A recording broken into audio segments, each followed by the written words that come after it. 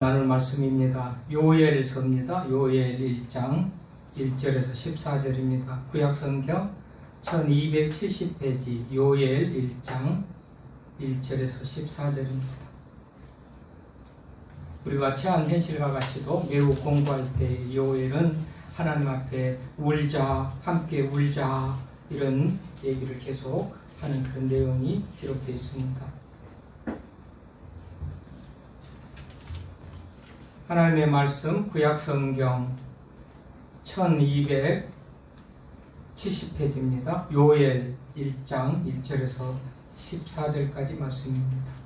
하나님의 말씀 봉독합니다. 경청하십시오. 부두엘의 아들 요엘에게 임한 여호와의 말씀이라. 늙은 자들아 너희는 이것을 들을지어다. 땅의 모든 주민들아 너희는 귀를 기울일지어다. 너희의 날에나 너희 조상의 날에 이런 일이 있었느냐? 너희는 이 일을 너희 자녀에게 말하고 너희 자녀는 자기 자녀에게 말하고 그 자녀는 후세에 말할 것이니라. 팥중이가 남긴 것을 메뚜기가 먹고 메뚜기가 남긴 것을 느치가 먹고 느치가 남긴 것을 황충이 먹었도다. 취하는 자들아 너희는 깨어 울지어다. 포도주를 마시는 자들아 너희는 울지어다. 이는 단 포도주가 너희 입에서 끊어졌음이니 다른 한 민족이 내 땅에 올라왔음이로다. 그들은 강하고 수가 많으며 그 이빨은 사자의 이빨 같고 그 어금니는 암사자의 어금니 같도다.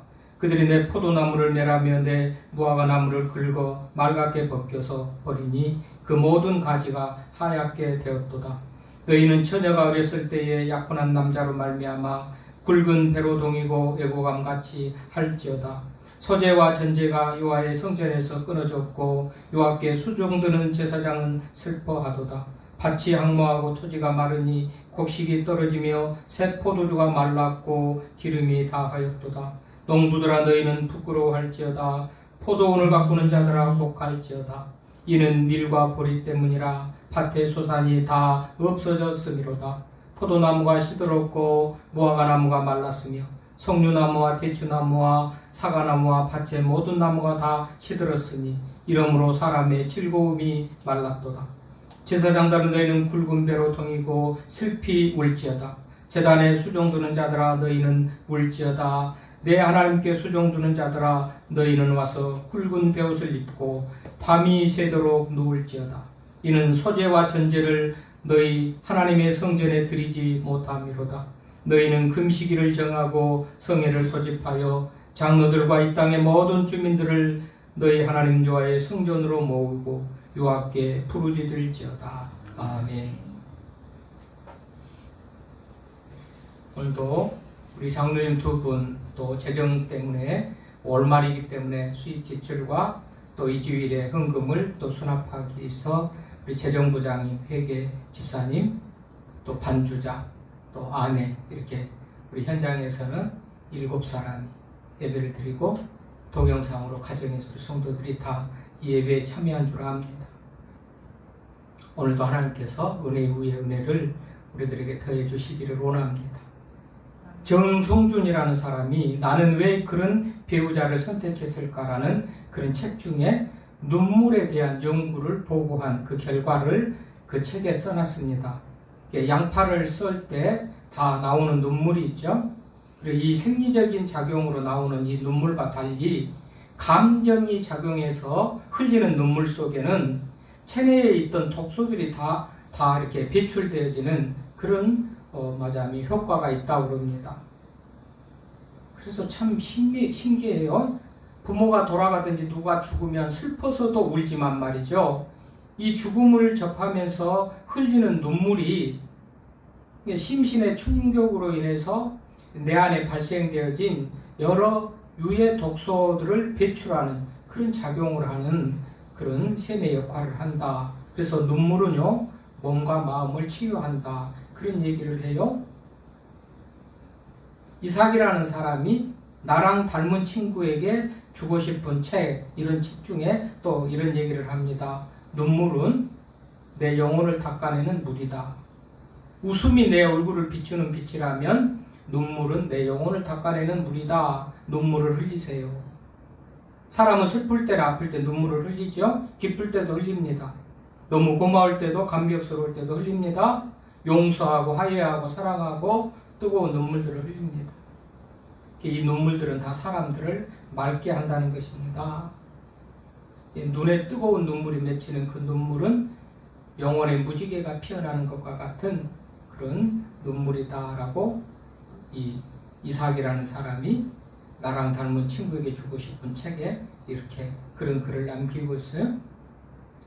그저께 식당에서 밥을 먹는데요, 119가 지나가고 또 소방차가 막 한 서너 대가 지나가면서 사이렌을 울리면서 지나가는데, 도로가에 식당에서 밥을 먹는데 주변의 사람들의 모습을 살피니까요, 자기 하기에, 자기 먹는 일에 바쁘고 사람들과 같이 얘기하기에 바쁘고, 그래서 희희낙낙하면서 그냥 자기에만 몰두하고 있지 아무도 사이렌을 울리고 지나가는 불자동차 119 구급대 차에 대해서 관심이 없어요. 너무나도 나 외에, 나와 무슨 상관이 있는가, 나 외에 다른 일은 나는 전혀 관심이 없다라는 그런 모습으로 자기 일에만 집중하는 그런 모습을 보면서도 이건 아니지 않는가라는 그런 생각을 해봤어요. 기사연이라고, 기사연 기독교 사회연구소라는 그런 단체에서 이제 정부에서 이렇게 대면 집회를 강제하고 종교 집회를 자제하는 데 대한 그런 당신의 생각은 어떤가라고 그렇게 질문을 했는데요, 73%가 방역이 우선이다, 당연히 그렇게 해야 된다라고 그렇게 의견을 표했어요. 마땅하죠? 그렇게 해야지요. 그래서 어떤 교회는 교회로 인하여서 많은 확진자가 발생한 것에 대해서 깊이 사과하고 정말 미안하다라고 현수막을 걸고 성명을 발표하는 그런 교회가 있어요. 교회가 하는 일, 소위 지금 여기저기 교회에서 나오는 그런 확진자가 나오는 일에 대해서 미안하다. 특히 사랑제일교회 같은데 우리 교파도 다르고 교단도 다르고 많은 교회에서 이단으로 규정해야 된다는 그런 교회에서 하는 일조차도 교회라는 이름으로 되어지기 때문에 미안하다, 그런 마음을 가지고 현수막을 걸고 그런 성명을 발표하고 그런단 말이죠. 그렇죠? 아픔이나 또 괴로움에 또 어떤 사회적인 욕구에 우리 교회가 같이 동참하는 그런 마음을 가져야지요. 너는 너, 나는 나, 우리 교회에서 한 일이 아니기 때문에 우리는 아무 관계없다, 그런 마음을 가지면 안 된단 말이죠. 그런가 하면 몇몇 교회에서는 뭐라 그래요? 종교의 자유를 침해한 것이다 하면서 반발을 하고 대면 예배를 거부하면서 현장 예배를 강행을 하고, 그런 교회들이 다 지금 맞아면 출입 제한 그런 어떤 통제를 받고 그러죠. 나는 이런 사람들을 보면서 제가 만들어내고 생각해낸 내용입니다. 어디에서도 이런 얘기를 한 사람도 본 적도 들은 적도 없는데, 나는 이런 사람들을 걸어서 코로나 시대의 율법주의라는 그런, 코로나 시대의 율법주의 바리새인들이 이 사람들이 아닌가 그런 생각을 하면서 씁쓸한 그런 마음이 들었어요. 방역을 우선하고 생명을 우선하고 정부에서 지금 맞아면 확진자가 늘어나서 좀 상황이 급박하니 대면 예배를 좀 드려지지 자제해달라고 그렇게 하면 협조하는 게 맞지 않겠어요? 하여튼 불자동차든지 대면 예배를 정말 또 종교 탄압으로 하면서 비대면 예배로 드리라는 것을 반발하고 이런 것들이 하나같이 전부 함께하는 공동체의식은 없고 나밖에 없는 그런 모습이 아닌가, 그래서 안타까운 마음이 들고, 그래서 오늘 본문을 정해가지고 준비하면서 우리는 오늘 본문에 함께, 오늘 요엘이라는 사람은 그야말로 절망적인 상황을 오늘 만난 것을 우리가 알 수가 있잖아요. 팥종이, 메뚜기, 느치, 황충이 다 와가지고 먹을 것을 다 갉아먹어버리고, 근데 이건 상징적인 곤충이지만 이것들은 힘이 있는 아수르, 바벨론, 로마, 헬라를 상징하는 그런 어떤 대제국들이 이스라엘을 다 맞으면 침략해가지고 모든 것을 다 빼앗겨버릴 그런 상황에 대한 얘기인데요. 그러다 보니까 얼마나 정말 맞으면 황무합니까? 황폐하고 절망적입니까? 자연재해적인 거라든지 종교적이라는 것이. 수중에 제사장들은 성전에서 전제와 소제가 드려질 것이 없고 성전에서 끊어졌고, 포도나무라든지 무화과 나무들은 열매 있는 것들이 껍질이 다 말갛게 벗겨져 가지고 다 하얗게 죽어 말라져 버리는 그런 상황을 지금 얘기하고 있잖아요. 그러니까 얼마나 요엘 시대에 그 이스라엘 백성들이 처한 상황이 절망적이었는가. 이런 상황을 보면서 요엘은 하나님께 울자, 하나님 앞에 나가서 부르짖고 하나님 앞에 나가서 울자 지금 얘기하는 거예요. 그럼 울자라는 말이 5절에서 보면 2번 나오죠. 울자, 울자. 8절에도 울자, 9절에도 11절에도 13절, 14절에도 보니까 7번이나 울자, 슬퍼하자. 네, 울음을 하자면 의미를 갖는 거예요. 지금은 울 때라는 거예요. 지금은 울 때라는 거예요. 왜요? 앞을 봐도 뒤를 봐도 전후 좌우 사방을 봐도 지금은 모든 것이 다 무너지고 황폐하고 정말 파괴되고 없어진 그런 상황 속이니까 정말로 울자. 그러면서도 모두에게 다 울자라고 독려하면서도 요엘은 아무나 울지 않는다면 나 혼자라도 울겠다. 그러면서 15절부터 오늘 14절까지 읽었지만 15절부터 요엘 스스로 우는 그런 모습입니다. 15절 슬프다 그날이 하면서 요엘이 19절 보니까 여호와여 내가 주께 부르짖으니 불이 목장에 풀을 살랐고 불꽃이 들의 모든 나무를 살랐다 하면서 부르짖고 울부짖고 그런 모습을 보이고 있습니다. 그러니까 요엘 시대에 돌발적인 큰 재앙이 닥쳤는데 하나님께서는 이 요엘을 통해서 이 모든 사실을 모든 사람들에게 다 알리면서 함께 이 고난에 또 이 하나님의 심판에 대비해서 준비하고 회개하고 울도록 지금 그렇게 말씀을 하셨다는 것을 알 수가 있습니다. 그래서 요엘이 그 사명을 가지고 지금 모두에게 이 말을 하고 있는 것이죠. 2절에 보니까 늙은 자들이야 너희는 이것을 들으라. 늙은 자들. 늙었다라는 말은 단순히 나이가 많다는 그런 의미보다요 원로들입니다. 직임을 맡은 장로들을 말합니다. 중책을 짊어진 사람들, 이 사람들 누구보다도 더 앞서서 모범을 보이고 실천해야 되기 때문에 더 먼저 나오는 것이죠. 늙은 자들이여 너희 것을 들을지어다. 이후에 이어질 여러 가지 재난의 환경 속에서 하나님의 심판이 임박하고 이것을 울지 않고 깨닫지 않고 회개하지 않으면 하나님의 심판이 임할 것이니까 지금 이 모두가 다 듣고 함께 이 고통에 참여하면서 하나님께 회개하고 돌이키라라는 지금 그런 목적으로 이 말씀을 하는데 늙은 자들아 너희는 이것을 들을지어다. 여러분 아무리 탁월한 지도자라도요 하나님의 말씀을 듣지 않으면 그 리더십을 발휘할 수가 없는 것이죠. 욥기에 보니까 욥기 32장 7절에 보면 날이 많은 자가 말을 낼 것이요 날이 많은 자 늙게 오랫도록 나이 먹게 많이 사는 사람이 말을 낼 것이요. 그러면 그 경험이 많으니까 할 말이 많겠죠. 해가 오랜 자가 지혜를 가르칠 것이다. 그래서 늙은 자들은 그에 합당한 책임이 있어요. 의무가 있어요. 나이를 많이 먹은 만큼 경험한 만큼 인간의 연수만큼 경험한 이것들을 통해서 그 공동체를 유익하게 하는 그런 책임이 있는 것이죠. 그러니까 풍부한 경험과 지식 위에 하나님의 말씀을 깊이 깨달아서 뜻을 이루는 그 선봉장이 되도록 늙은 자들아 너희는 이것을 들을지어다. 지금 그 말을 하는 겁니다. 이어서 또 같은 2절에 땅의 모든 거민들아 너희는 귀를 기울일지어다. 늙은 자들만 리더적인 지도자적인 그런 사람만이 아니고 모든 거민들이 또 말씀을 듣고 어떤 상황인지를 이해를 하고 그의 하나님의 뜻에 합당한 모습으로 돌이키기를 바라면서 하나님께서 요엘에게 이 말씀을 하게 하셨고 요엘은 지금 그 말을 하는 것이죠. 자 모든 백성 거민들아 너희는 귀를 기울여라. 그렇죠? 하나님의 백성이라면 누구라도 하나님의 말씀을 귀를 기울여야 거기에서 현실을 직시하고 깨달을 것을 깨닫고 그리고 하나님이 기뻐하신 삶으로 나아갈 수가 있기 때문에 모든 백성들이 귀를 기울여야 됩니다.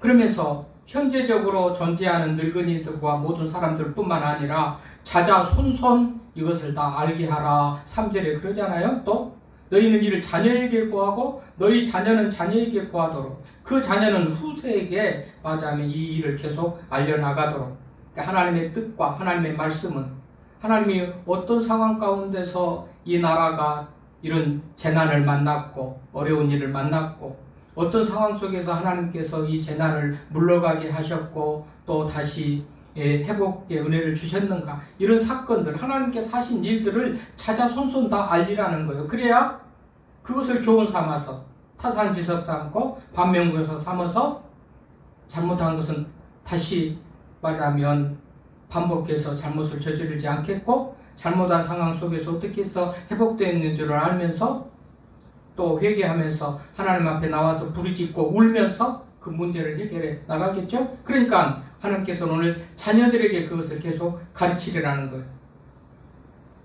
그럼 재앙은 개인에게도 오고 민족에게도 오고, 개인적이나 민족적으로 큰 비극입니다. 이 재앙은 거듭돼서는 안 될 것이죠. 나 당대에 끊어야 될 일이고 후손에게까지 이어질 것은 안 될 것이니까. 그러니까 그 재앙이, 아픔이 바로 후손에게 이어지지 않기 위해서 바로 지금부터 잘 알려서 가르쳐서 그 재앙을 만나지 않도록 그렇게 지금 가르치라는 그런 말씀입니다. 이것을 하나님께서 말씀하셨는데도 불구하고 듣지도 않고 깨닫지도 못하고 실천하지도 못하고 그래가지고 또다시 재앙을 반복한다면 그처럼 어리석은 사람들은 없을 것이에요. 하나님께서 그런 억울한 일, 어리석은 일을 반복하지 않도록 하기 위해서 자손들에게 그렇게 가르치라, 지금 그렇게 말씀을 하는 것이죠. 또 이 재앙은 전례가 없는 재앙이라는 것을 말하고 있잖아요. 2절에 또 다시 2절에 보니까 너희 날에나 너희 열조의 날에 이런 일이 있었느냐? 지금까지는 없었다. 이런 일이 있었느냐? 반문하는 거 없었지 않느냐? 이런 일. 그러니까 지금은 전례가 없는 그런 일을 만나는 상황이다. 여러분, 코로나가 지금 전례가 없는 그런 일을 만났잖아요. 우리가 전례 없는 그런 일을 만났어요. 요엘 시대에도 이 전례가 없는, 열조의 날에 이런 일이 있었느냐? 과거에 없었던 전례가 없는 그런 재앙을 만났는데 이때 어떻게 해야 될 것인가? 그 방법을, 그 길을 하나님께서 지금 요엘을 통해서 우리들에게 가르쳐 주시는 거예요. 사실 메뚜기 때 또 뭐 팥종이 메뚜기 때 느치, 황충이 와가지고 이렇게 깡그리 모든 것을 다 먹어버리고 모든 재난적인, 경제적인 그런 환경, 어려운 일이 만난 것은 요엘 시대 이전에는 없었던 것이기 때문에 전례에 없는 상황이라고 지금 얘기를 하는 것이죠. 그러니까 심각하게 받아들이라, 그런 의미도 있어요. 전례가 없는 아주 지금 특별한 그런 상황이니까 특별하게 말씀을 받아라, 그런 의미도 있는 것이죠. 전례가 없는 비상한 때는 비상한 마음으로 현실을 직시하고 말씀의 귀를 기울여야 돼요. 우리가 지금 전례가 없는 현실, 어려운 상황을 만났는데도 불구하고 유유자적하고 태어나고 그러면 되겠습니까? 비상한 상태인데 비상한 그런 마음을 가지고 교회를 갈 수 없는 비대면 예배를 드리는 비상한 상태에서 우리가 정말 비상한 마음을 가지고 어떻게 이거를 극복할까? 어떻게 이 재난을 이길까 하는 그런 마음을 가지고 하나님의 말씀에 귀를 기울여야 되겠죠. 그러면 하나님께서 요엘에게 그런 목적을 가지고 지금 이 말씀을 하고 계신다. 이어서 이제 4절부터는 4가지 재앙을 말하고 있잖아요. 팥종이, 메뚜기, 느치, 황충이 다 메뚜기과의, 메뚜기목, 메뚜기과의 곤충 뭐 이런 식으로 하고, 그림을 보면 조금씩 비슷비슷하지만 크기가 조금 또 크고 좀 작기도 하고요. 뭐 이렇게 조금씩 달려져. 느치 같은 건 딱정별내에 하나 그렇게 됐고, 황충은 메뚜기목과 메뚜기과에 속하는 그런 어떤 곤충. 황충도 팥충도 마찬가지고요. 거기가 다 메뚜기과의 곤충. 이 정도로 그 정도 알면 되겠는데, 어쨌든지 이 4가지 재앙, 곤충의 재앙, 이 4가지 재앙은 바로 아수르, 바벨론, 로마, 헬라를 통해서 이스라엘이 그렇게 수탈을 당하고 완전히 재앙을 맞은 것 같은 그런 날이 올 것에 대한 그런 얘기예요. 포도나무와 무화과나무를 다 긁어먹어서 맑게 돼가지고, 여러분 포도나무, 무화과나무, 성경에 보니까 오늘 대추나무, 석류나무, 뭐 사과나무, 대표적으로 포도나무, 이스라엘을 상징하는 그런 나무들입니다. 그러니까 결국은 이스라엘이 이렇게 맞아면 메뚜기 때 만나는 것 같은 그런 재앙의 날을 지금 만난다, 이런 얘기를 하는 것이죠. 환경적으로만 그런 게 아니고 경제적으로도 5절에 보면 포도주를 마시는 날이 마시지 못하는 날이 올 것을 말하고 있잖아요. 포도주를 마시지 못하는 날이 올 것이다. 6절에서 9절에 보면 외적의 침입으로 산업이 초토화될 것을 그렇게 얘기하고 있는 거고요. 자연재해로 인하여서 하나님께 헌금들이 물질적 다 없어질 그런 상황을 말하고 있으니까 이쯤 되면 함께 울어야 될 때 아닙니까? 이쯤 되면 그야말로 하나님 앞에 부르짖음에 나와서 오늘 말씀같이 밤이 새도록 13절에 보면 밤이 새도록 누울지어다. 굵은 베옷을 입고 회개하면서 부르짖으면서 울면서 밤을 새워서 하나님 앞에 지금 부르짖고 기도하고 울 때가 아닌가, 그 말이죠. 근데 너무 우리는 우리 중에 그런 분은 없으리라 믿습니다만은 교회 안 가니까 좋다, 오늘 뭐 놀러 가자, 그런 분들 계신가요? 지금은 그때가 아니라는 거예요. 지금 그럴 때가 아니라는 것을 우리는 알아야 돼요. 얼마나 지금 비상적인 그런 상황입니까? 비상적인 시국, 비상적인 상황에서는 우리가 더 밤을 새워서 하나님 앞에 나와서 기도하면서 울부짖으면서, 그러면 서울시는 10명 이내 집합금지를 하지만 고양시는 비대면이라고 해도 20명까지는 지금 맞으면 비대면이 되어지는 그런 인원인데요. 어쨌든 최대한 우리가 방역을 조심하면서 10명 나오나 5명 나오는 의미가 뭘 게 있으니까는 우리의 마음 자세가 교회에 꼭 나와서만이 아니고 안 나오더라도 현장에서라도 아니면 날이야 날마다 아침을 새날을 맞을 때마다 비상시국에 같은, 비상시국인 만나는 것 같은 그런 마음을 가지고 살아야 된다, 그런 말이에요. 그래서 요엘은 닥친 재난 앞에서 함께 슬퍼하고 함께 울자, 7번이나 울자, 슬퍼하자, 울자, 지금 그렇게 말한다. 어느 정도까지? 밤을 새워서라도 그렇게 울자. 그런데 사람들은 다 대부분 대수롭지 않게 여겼어요. 대수롭지 않게 비상시국으로 전례가 없는 일로 여기지 않고 그냥 보통 일반적으로 있었던 그런 상황같이 여겨버리면서 어떻게 했다고요? 여전히 술을 즐기고, 5절에 보니까 술이나 즐기고. 그러니까는 그러면 안 될 때다. 지금은 함께 울자. 여러분, 가끔 우리 국가적인 비상시국에도 공직자들이 골프 치러 갔다가도 그것도 정말 어떻게 찍혀가지고 기자들이 알아가지고 또 징계를 먹기도 하고, 또 비상시국인데 골프를 치거나 회식을 해가지고 또 비난을 받기도 하고 그러죠. 그런 거예요. 비상한 시국, 전례가 없는 비상한 시국에는 그에 걸맞는 모습을 갖는 게 맞지 않습니까? 아니, 교회에서 예배도 못 드리게 하고 못 드릴 수밖에 없는 상황이 됐을 때 우리는 더 비상한 그런 마음을 가지고 더 하나님 앞에 기도하면서 부르짖고 매달려야 될 때예요. 마치 기회가 이때다, 이제 놀러 가자, 뭐 하자, 그럴 때가 아니라는 말이죠. 5절의 사람들은 여전히 술을 즐기고, 그러니 요엘이 볼 때 안타깝죠. 그래서 술을 끊어라. 그래서 어떻게 하라는 거예요? 애곡하라는 거예요? 울라는 거예요? 어떻게 해요? 8절에 보면 마치 결혼을 앞둔 처녀가 약혼자의 죽음 앞에서 슬퍼하는 슬픔으로. 그분 오랫도록 교제하고 맞아면 미래를 약속하고 결혼 날짜를 잡아두고 그랬는데 그 약혼자가 죽었을 때 처녀가 얼마나 슬퍼할까요? 그 슬퍼하는 마음, 그런 마음을 가지고 애곡하라. 또 9절에 보면 성전에 드릴 재물이 끊어지는 슬픔. 하나님 앞에 나가서 받은 은혜에 대해서 뭔가 소제도 번제도 드리고 드려야 될 예물이 있어야 되는데 드릴 것이 없었대. 드릴 재물이 끊어지는 그런 슬픔을 가지고 정말 부르짖으라, 울라 그러는 거예요.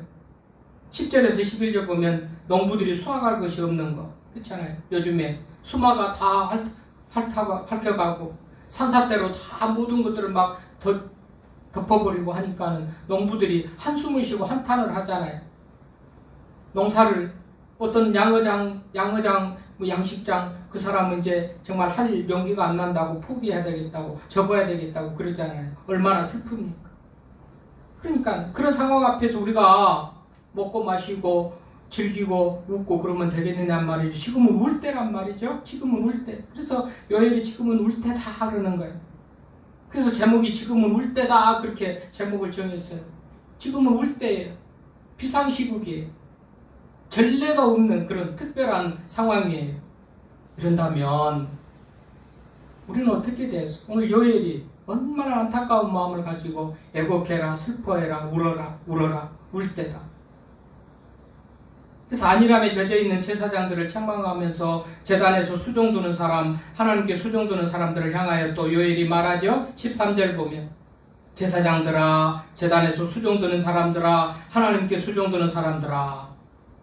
전부 하나님의 일에 관계된 제사장 비롯해서 말하자면 중직자들 비롯해서 하나님 전에 일꾼들을 말하는 것. 당시 요엘 선지자 시대의 왕은 요아스 왕인데요. 요아스는 정변에 의해 가지고 말하자면 7살에 왕이 됩니다. 이 요아스가 7살에 왕이 돼요. 7살에 왕이 되는데 누가 뭘 알겠습니까? 그러다 보니까 당시 제사장이었던 요야다가 제사장이면서 실권을 가진 왕을 그냥 좌우지하는 거예요. 7살밖에 안 되니까 왕이. 그러다 보니까 어떻게 되겠어요? 제사장이면서도 왕이 있으면 여러 가지 또 말하자면 마음대로 하지 못하는 그런 부분이 정치적인 부분이 있을 텐데 요아스는 7살에 왕이 되고 어리고 그러니까 요야다가 말하자면 왕의 대신까지 하고 있는 그런 상황이다 보니까 얼마나 제사장이 제대로 성직을 감당을 못했겠죠. 그러면서 무책임하고 게으르고 그러다 보니까 지금 상황이 비상시국이고 기도할 때고 울부짖을 때인데 그런 부분이 없다는 거예요. 너무나도 안일하게 지금 대처하고 있는 그런 모습인 것이죠. 그렇기 때문에 제사장들아, 또 제단에서 제물을 드리는 사람들아, 수종두는 사람들아, 하나님께 수종두는 사람들아, 뭐라 그래요? 굵은 베옷을 입고 밤이 새도록 눕고 이는 소제와 전제를 너희 하나님 성전에 드리지 못함이로다. 소제와 전제가 하나님 앞에 드리지 못한 상태인데도 제사장들은 아무 관심 없이 무관심하게 없으면 말지 하는 그런 모습이었던 것 같잖아요. 그러니까 요엘은 그게 아니지 않느냐. 소제와 번제가 끊어졌는데도 너희들 그렇게 무책임하고 무관심하냐, 태평하냐. 그러면서 밤새워서 여러분 굵은 베옷을 입는다. 굵은 베옷을 언제 입었습니까? 장례식장에서 상당할 때 입는 옷이 아닙니까? 이거는 최대의 슬픔과 맞이하면 그런 것을 표현하는 것이고요. 그래서 밤새워서 누울지다. 밤새워서 회개하고 너희는 울지어다. 너희는 울지어다. 밤새워서 울면서 회개하면서 자식들이 상가에서 굵은 베옷을 입고 입는 것은 아버지를 부모를 죽인 죄인인 것 같은 그런 마음을 가지고 그런 옷을 입는다고 하잖아요. 불편한 옷을 입으면서 내가 편할 수가 없다. 괴로움을 스스로 자기 몸에 괴로움을 덧입히면서 그런 옷을 입고 슬퍼하는 것이죠. 그래야 된다는 거예요. 누가요? 제사장들이, 또 제단에서 수종두는 자들이, 또 내 하나님께 수종주는 자들이, 13절에 교회 리더들이, 중직자들이 다 그래야 된다. 지금 그런 얘기를 하는 거예요.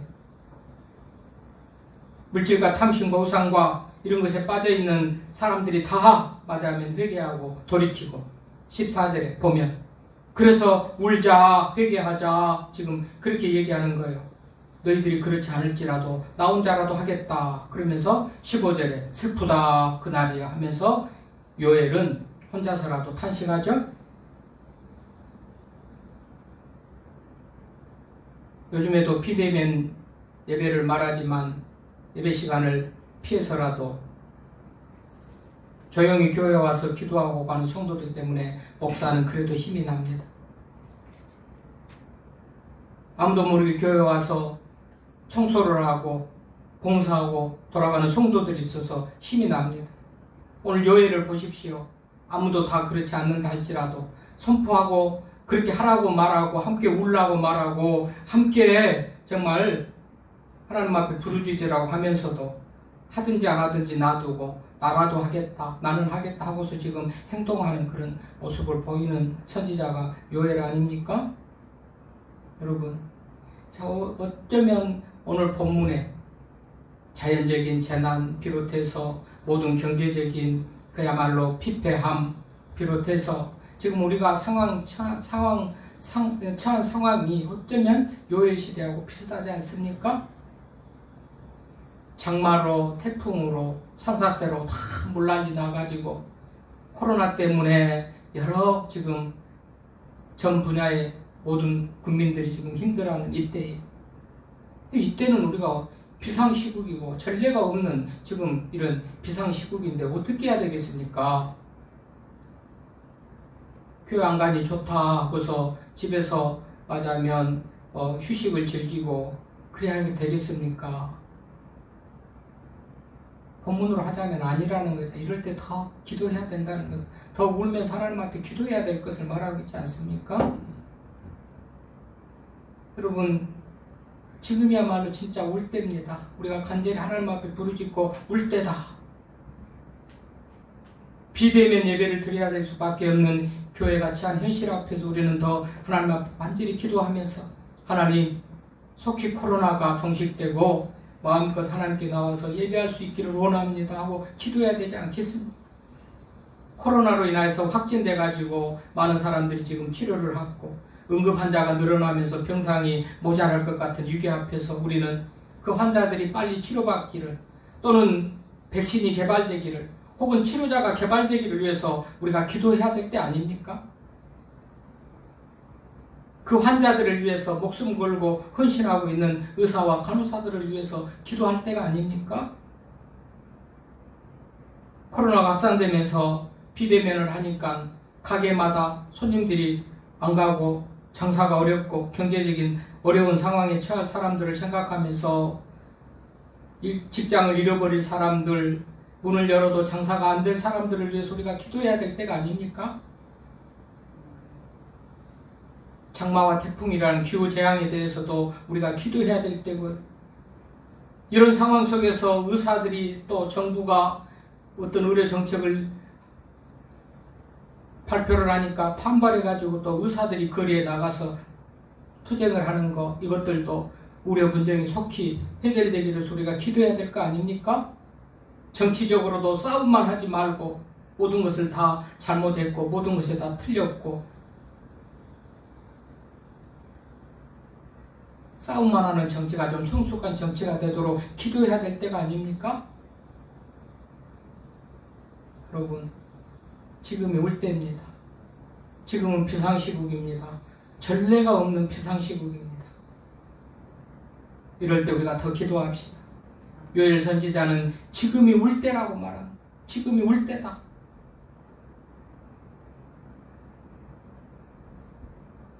더 정말 우리가 견고한 믿음에 서서 마음껏 하나님께 예배할 일을 사모하고, 코로나가 속히 종식되어서 경제도 회복되어지고 우리가 이전에 살았던 그 행복한 때를 회복을 바라보면서 더 기도하며 울부짖으며 하나님 앞에 울부짖으며 나아가는 우리가 될 수 있기를 바랍니다. 하나님 아버지, 감사합니다.